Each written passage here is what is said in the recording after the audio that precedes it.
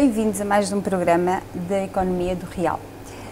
Uma parceria com Coimbra TV e SCAC, Coimbra Business School e o Casino da Figueira da Foz. O nosso convidado de hoje é o Dr. Rui Brito, professor do ISEG, doutorado em Sociologia e um estudioso em felicidade. Rui, o dinheiro, a riqueza, a posse de bens materiais traz a felicidade? Muito obrigado pelo convite, Isabel, mas eu não sou um estudioso em felicidade, porque sou um estudioso feliz, eu sou um estudioso da felicidade. Tudo isso traz, ou seja, sendo este o programa, o nome do programa Economia Real, vamos ter que nos cingir um bocadinho ao dinheiro, qual era a segunda coisa, Isabel? Os bens materiais. Os bens materiais. A riqueza, a posse, os bens materiais. Riqueza, a posse, tudo isso não dá nada. Porque o dinheiro nunca deu nada, o dinheiro compra tudo, mas ao contrário do que se pensa e quando se diz o dinheiro dá felicidade, não, o dinheiro permite comprar satisfação, e a satisfação é uma das condições de necessidade. Portanto, aquela ideia de que o ditado popular de que o dinheiro não dá felicidade é uma ideia muito conformista, porque mais dinheiro efetivamente não traz mais felicidade. Estudos feitos já desde os anos 50 chegaram à conclusão, quando se pergunta às pessoas quanto é que precisava de ganhar para ser mais feliz. Normalmente são 20% a mais daquilo que se ganha. Ganho o ordenado mínimo ou ganho muito mais. Independentemente do montante que ganham, a média é de 20% a mais, ficavam mais felizes. 20% a mais, por exemplo, no ordenado de 500 euros, são 10 euros. Portanto, com isso já ficavam mais felizes. 10 euros não, são 100 euros, 20% são 100 euros, exatamente, está a falar 2% e não 20%. Portanto, aquela ideia de que o dinheiro não dá felicidade é uma ideia muito conformista, com muitas ideias feitas, não só em Portugal, mas em todo o mundo, que é conformar. A felicidade, entretanto, agora está na moda. Portanto, muito mais na moda, de vez em quando está, depois deixa de estar, etc. E precisamente quando é que a felicidade se começou a falar muito mais? Precisamente quando as condições materiais pioraram. A ideia é que se não podemos ter, ao menos sejamos. E, portanto, essa analogia que se faz na cabeça das pessoas é: não tem dinheiro, estamos em crise, mas somos felizes. Tende também a conformar, mas talvez o trabalho mais em termos de ligar a economia à felicidade. O trabalho que é o estado da arte nesse domínio foi dirigido por um economista que ganhou um prémio Nobel, que é o Stiglitz. Portanto, e precisamente a conclusão a que aquele estudo chega, mas já estava implícito logo no estudo, é que temos que ter indicadores que meçam aquilo que se chama o bem-estar subjetivo, para contrapor àquilo que se chama o PIB. O PIB, que é o Produto Interno Bruto, que mede a quantidade de produção de um país, mas depois falta entrar na linha de conta com a distribuição. O problema muitas vezes não é de produção, é de distribuição. Um indicador que mede a distribuição é o índice de Gini. Em Portugal está a agravar-se e é dos piores do nosso clube que fazemos parte, estou a falar da União Europeia. Portanto, há produção, mas a distribuição é muito desigual. E a conclusão que eu chego, não é a conclusão que chega ao estudo, é que o apelo a uma satisfação de ordem mais emocional, que é o eu sentir-me bem, estou feliz, visa mitigar o problema da economia real, precisamente. Como é que eu hei de dizer isto sem ferir muitas suscetibilidades? Na prática a economia real falha, então vamos a apelar à economia imaterial, E, curiosamente, parece que há razão nisso. Ou seja, em 2010, nós tínhamos uma média de satisfação de 6,7, numa escala 0 a 10, em que 10 é totalmente feliz, e 0 é totalmente infeliz. Temos 6,7. Em 2010, a ideia da crise ainda estava um bocadinho longe, não nos vai atingir. Pois. Em 2012 nós estamos com a crise em cima da cabeça, completamente submersos pela crise. E a nossa média de felicidade, isto é um questionário que passa de 2 em 2 anos, ainda não saiu o 2014, está a ser recolhido agora, ainda não saiu.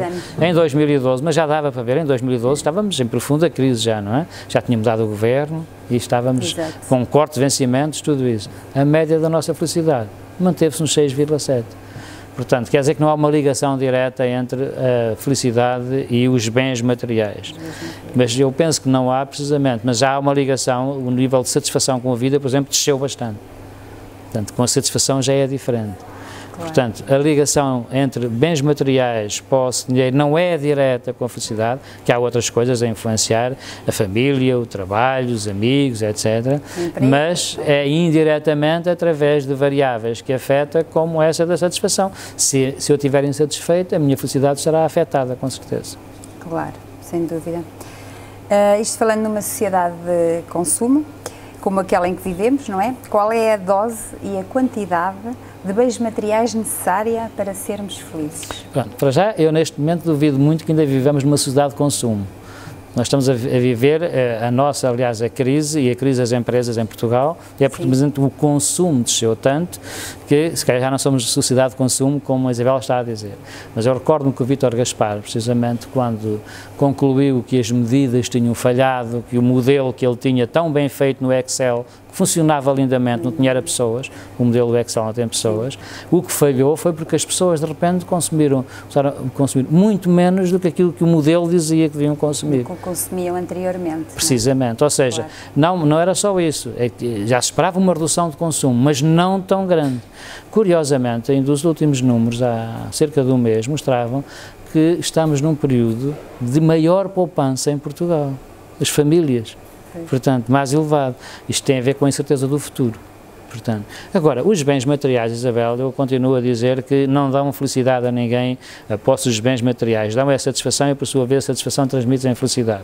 Mas isto, eu ainda num programa de rádio há pouco tempo, uma pessoa que me estava a dizer que os gadgets não interessam, etc., tinha acabado de dar ao telefone, e eu disse-o publicamente na altura, ao telefone, a dizer que queria o iPad, o último que tinha acabado de sair.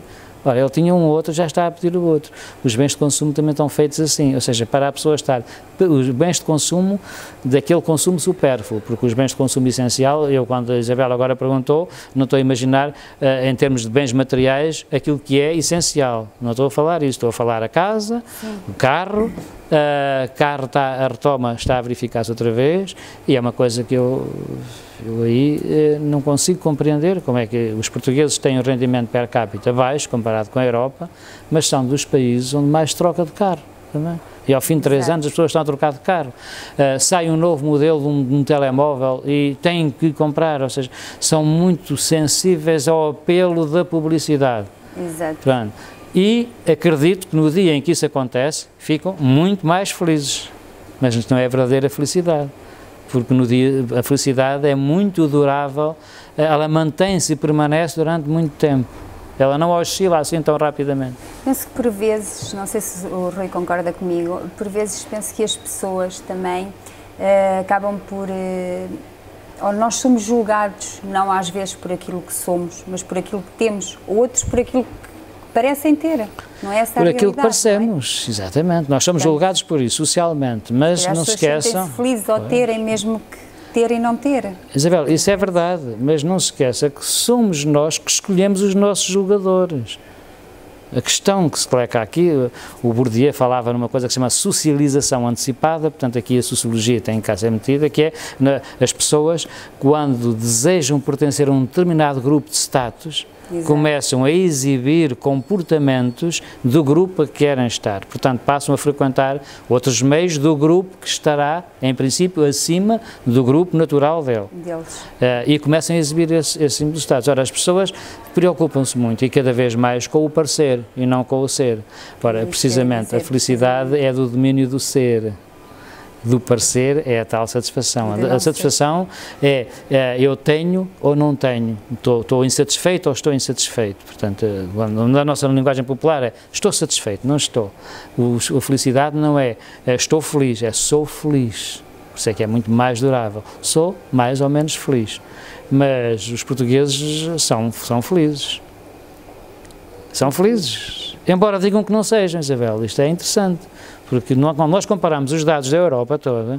Portugal não é dos primeiros países. Não, mas é que aí está a tal idiosincrasia. Mesmo assim é feliz. Na escala 0 a 10 é 6,7. Os países que estão mais à frente é o... Norte da Europa. Pois. Norte da Europa. Que têm sempre aquele tempo triste e deprimente. Exatamente. Abaixo de nós só está a Bulgária e a Hungria. Portanto, veja bem como é que estamos. De resto está o Norte da Europa. Mas o Norte da Europa pensa as coisas de forma diferente de nós. Nós somos os vamos andando. E, portanto, quando nos perguntam se estamos felizes ou não naquela escala que é a mesma dos países do Norte, e quem conhece os países do Norte sabe que eles são muito mais... Desculpe interromper, essa estatística é feita a nível mundial ou só a Europa? Não, este que eu me baseio é só a Europa, mas há dados também a nível mundial. Os dados a nível mundial também não são muito diferentes. Nós na Europa estamos no antepenúltimo lugar, a nível mundial, em termos de felicidade. A nível mundial estamos em 84. Também, mas tem muito a ver com a forma como nós nos vemos, porque quando nós nos comparamos com pessoas que vivem muito melhor que nós, por exemplo, um exemplo disso, a região do país onde se percepciona menos felicidade, isto parece um paradoxo, é o Algarve. Pois, não deveria ser com aquele clima. Mas o problema não é esse, é quando nós nos posicionamos, e quando tem um questionário sociológico é sempre isso, estamos a comparar-nos com alguém. Ora, os algarvios comparam-se com quem? Precisamente com os do Norte da Europa. Com quem frequenta muito o Algarve. Com quem, exatamente, que vivem melhor, podem frequentar restaurantes que eles não podem frequentar, etc. Também é uma questão de comparação.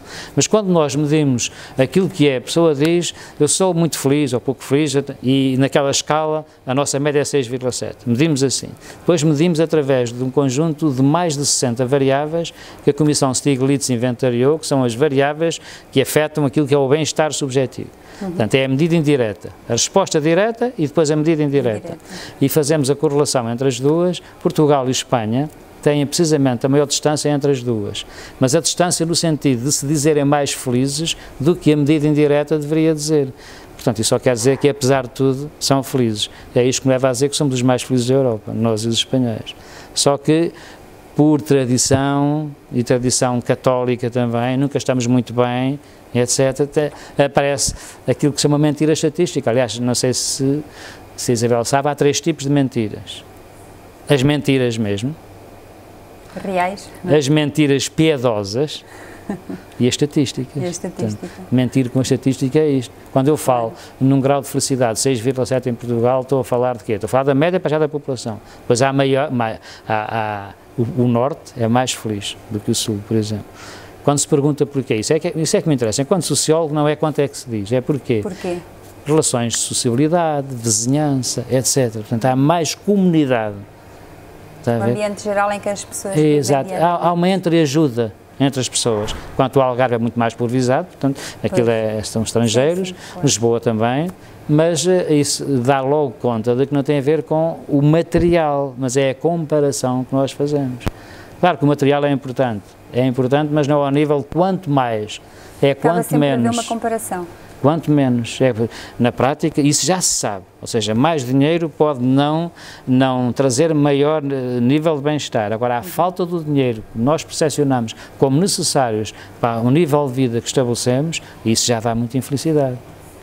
Nós somos um bocadinho escravos da moda, achei isso em relação, há bocadinho falou dos carros, e quem diz dos carros diz outras coisas, não é? Os telemóveis, eu tenho um telemóvel muito bom, mas se sair o outro seguir, eu já tenho aquela vontade de ter o outro.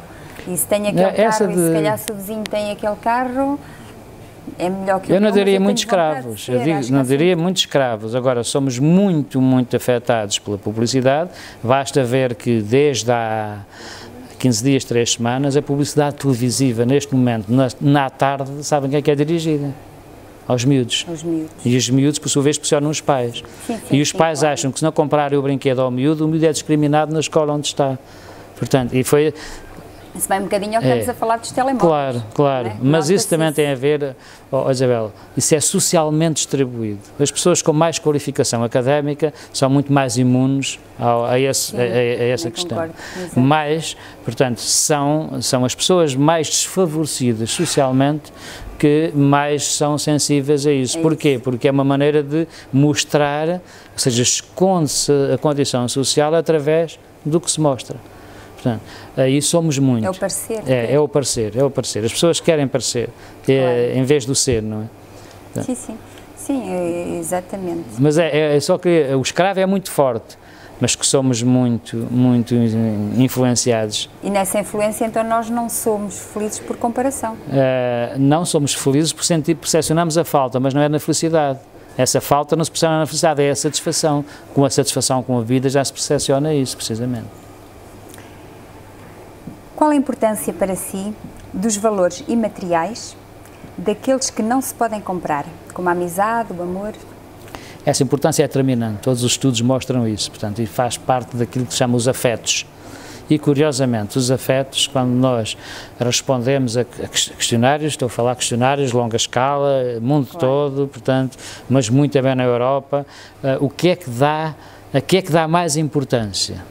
E vêm os afetos. O primeiro grau de importância na vida das pessoas, o que é? Família. Toda a Europa. Segundo lugar, trabalho. Terceiro lugar, mas em alguns países mais desenvolvidos, como o norte da Europa, passa para segundo e trabalho para terceiro. Amigos, sensibilidade, os afetos. Portanto, e não há dúvida nenhuma que os afetos é que são a parte importante da nossa vida. Agora, em termos de felicidade, tem um impacto tremendo, porque os valores também, os valores, para quem não sabe bem do que é que estamos a falar, esses tais valores, os valores são a forma como nós vemos o mundo, estruturam as nossas atitudes. Ora, se nós temos valores que, por exemplo, são muito sensíveis ao parecer, o afeto é sempre determinante. O afeto não é do ter, é do sentir-se pertença. Mas aí também, cuidado com isso. Precisamente, aqueles brinquedos que os pais compram para os filhos, a roupa daquela marca, etc., é para ser daquele grupo. Portanto, não é uma coisa que esteja estanque em relação ao outro. Claro. Agora, os valores do afeto, da amizade, da família, etc., eles são prevalecentes em toda a Europa. Há uma frase que costumamos ouvir, que é: o amor e uma cabana basta para ser feliz. Acha que é mesmo assim? Completamente, durante mais ou menos um mês. Mas vamos sempre também para os bens materiais, precisamos da cabana para ser feliz. Mas mesmo assim, o amor e uma cabana é felicidade total durante um mês, mais ou menos. Está bem, ok. Depois não. Rui, tenho aqui uma curiosidade. Porquê que para si a felicidade não é um destino, é um caminho? Porque a felicidade é uma busca. Portanto, se fosse um destino, o que é que nós fazíamos quando estávamos felizes? Suicidávamos. Portanto, e nunca estamos. Portanto, cada patamar de felicidade que nós atingimos obriga-nos a continuar na busca constante e persistente. Talvez um dos livros que mais me influenciou quando eu tinha 16, 17 anos, e já nessa altura, não sabia que ia ser a minha área de estudo, mas é Em Busca da Felicidade. Um livro do Bertrand Russell. Tem que ser uma busca constante. Porquê, Isabel? Só talvez isto. Muitas pessoas dizem, a felicidade decreta-se. Isso está na Constituição norte-americana. É mentira. O que está na Constituição norte-americana é os governos devem criar condições para que cada um busque a sua felicidade. Muito bem. Agora, para terminar, vou-lhe perguntar apenas o que é que necessitamos mesmo, todos, para sermos felizes? O que é que necessitamos mais? Olha, necessitamos de ter uma sociedade onde sejamos mais confiantes. Uma das variáveis que muito afeta a felicidade, precisamente, é a falta de confiança que nós temos no governo, na economia, nos políticos, aí batemos no fundo. Portanto, falta-nos isso. Depois falta aquela ideia de justiça. A justiça não funciona, isto não é concorrência porque isto é para a televisão, era a TSF, foram a TSF, foi uma notícia ontem que era PS e PSD tinham-se unido a fazer passar uma proposta no sentido de voltarem aquelas subvenções vitalícias que foram suspensas. Ora, neste momento em que estamos em profunda crise, em que se vêm mais sacrifícios pedir e os deputados estão a legislar em causa própria para para voltarem às subvenções vitalícias. Eu ouvi pessoas na TSF hoje perfeitamente irritadas, não chegou ao palavrão porque possivelmente foram cortados, etc., mas as pessoas indignam-se. Portanto, eu diria que é muito pouco, para sermos mais felizes é muito pouco, é confiarmos mais e sentirmos que há justiça e que todo o crime será castigado. A percepção que os portugueses sabem é que, por exemplo, é uma coisa que nos pasma, como é que os portugueses podem dizer, e todos os dados apontam para isso, que Portugal é um dos países mais corruptos. Está algum corrupto na televisão, na prisão? Não está. Portanto, como é que pode ser? Das duas, uma, ou não há mesmo corruptos, ou não há justiça, o que as pessoas percepcionam, e se calhar a verdade está no meio destas duas coisas. A corrupção nunca será tanta, mas a justiça também não funciona. Rui, agradeço muito a sua presença. Espero que os nossos ouvintes reflitam sobre a felicidade e sobre aquilo que foi falado aqui neste bocadinho. Obrigada. Muito obrigado, Isabel. E nós voltaremos para a próxima semana. Obrigada.